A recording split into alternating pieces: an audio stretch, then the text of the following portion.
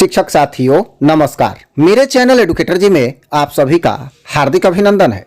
यह वीडियो नियोजित शिक्षकों के संशोधित विशिष्ट शिक्षक नियमावली से संबंधित है। इस वीडियो में यह जानेंगे कि नियमावली का संशोधित रूप कब तक जारी होगा और यह भी जानेंगे कि क्या राज्यकर्मी का दर्जा पाने के लिए नियोजित शिक्षकों को परीक्षा देना अनिवार्य होगा। तो अभी विशिष्ट शिक्षक नियमावली को लेकर विभिन्न प्रकार की बातें सामने आ रही हैं, किंतु मुख्य बात यह है कि नियमावली में जो संशोधन किया जाना था वह संशोधन पूरी तरह अभी हो ही नहीं पाया था। एक तरह से विशिष्ट शिक्षक नियमावली का प्रारूप लगभग पूर्ववत ही बना हुआ था, जिसमें विशिष्ट शिक्षक का नाम, परीक्षा में अनुत्तीर्ण शिक्षकों को हटाए जाने तथा वेतन विसंगति की बातें शामिल थी। चूंकि नियोजित शिक्षक इन सभी विसंगतियों के विरोध में अपना सुझाव दे चुके थे और यदि संशोधन में ये सब बातें नहीं हटती तो हंगामा होना अनिवार्य था। इस पचड़े से बचने के लिए इस नियमावली को पुनः गठित कमेटी को सौंपकर 72 घंटे में संशोधन के लिए आदेश दिया गया है। कमेटी द्वारा होने वाली परीक्षा पर भी समीक्षा करना है तथा इसके कैडर पर भी समीक्षा करनी है, क्योंकि कैडर एक बड़ा मुद्दा बना हुआ है, जिसमें अधिकारियों का कहना है कि नियोजित शिक्षक जो राज्यकर्मी बनेंगे उनका कैडर बीपीएससी से बहाल अध्यापक संवर्ग से अलग होगा, जबकि कुछ नेतागण अड़े हुए हैं कि सबका संवर्ग एक ही होना चाहिए। वहीं यदि परीक्षा में 3 प्रयास में अनुत्तीर्ण होने के बाद भी शिक्षक नहीं हटाए जाते हैं तो यह बहुत ही अच्छी बात हो जाएगी। ऐसी भी स्थिति हो रही है कि जो नियोजित शिक्षक परीक्षा नहीं देंगे वे राज्यकर्मी नहीं बनेंगे, किंतु वे अपने पद पर पूर्ववत ही बने रहेंगे। किंतु इसकी संभावना पूर्ण रूप से बनी हुई है कि राज्यकर्मी का दर्जा प्राप्त करने के लिए नियोजित शिक्षकों को परीक्षा से गुजरना ही पड़ेगा। तो विशिष्ट शिक्षक नियमावली में अभी बहुत सारा घालमेल भरा पड़ा है। 100% सच्चाई माननीय मुख्यमंत्री को छोड़कर किसी को भी नहीं पता है, किंतु यह तय है कि इसी माह कमेटी नियमावली के स्वरूप में संशोधन कर देगी और नियमावली जारी भी हो जाएगी, जिससे सभी नियोजित शिक्षक संतुष्ट भी होंगे। केवल शिक्षकों के असंतुष्टि को ध्यान में रखकर ही नियमावली को कैबिनेट में नहीं लाया गया। इस नियमावली से बखेड़ा खड़ा होना तय था, क्योंकि इसमें संशोधन के नाम पर कुछ भी खास नहीं था।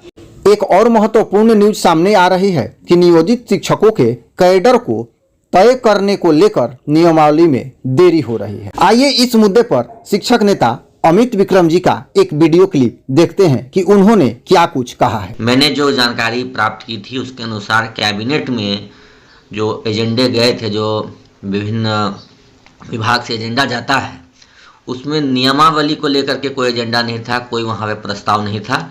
इसलिए मैंने कहा था कि राज्यकर्मी का दर्जा 22 को नहीं मिलेगा। अब इसके बाद लगातार लोग सवाल कर रहे हैं कि आखिर क्या बात हो गई, देर क्यों हो रहा है, विलम्ब क्यों हो रहा है।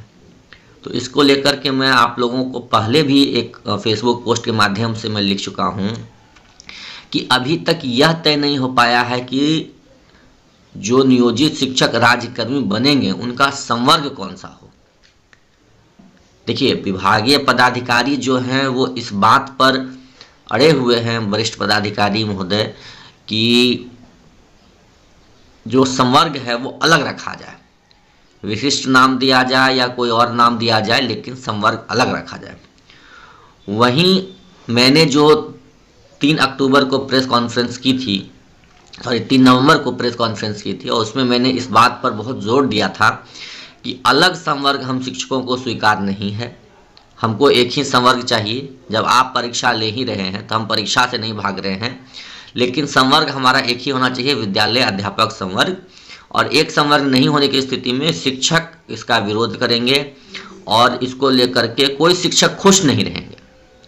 अलग अलग संवर्ग रखा गया तो ये विशिष्ट शिक्षक हम लोगों को नहीं बनना है।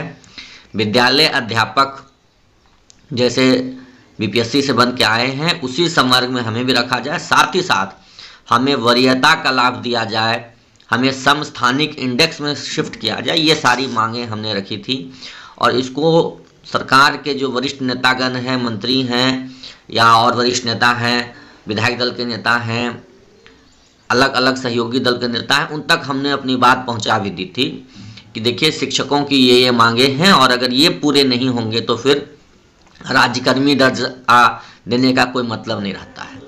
विशिष्ट शिक्षक की जो शब्दावली है वो हमें कतई स्वीकार नहीं है।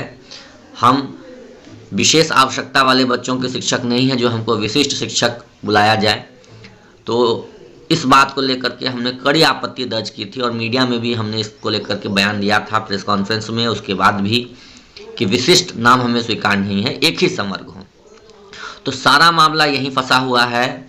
विभागीय पदाधिकारी विशिष्ट नाम को लेकर के, अलग कैडर को लेकर के अड़े हुए हैं कि नहीं, नियोजित शिक्षक राज्यकर्मी तो बने लेकिन उनका कैडर एक नहीं हो, वो उसी कैडर में रहें, अपना उनका अलग कैडर हो, नियोजित शिक्षकों का कैडर अलग हो और जो बीपीएससी से पास करके आ रहे हैं उनका कैडर अलग।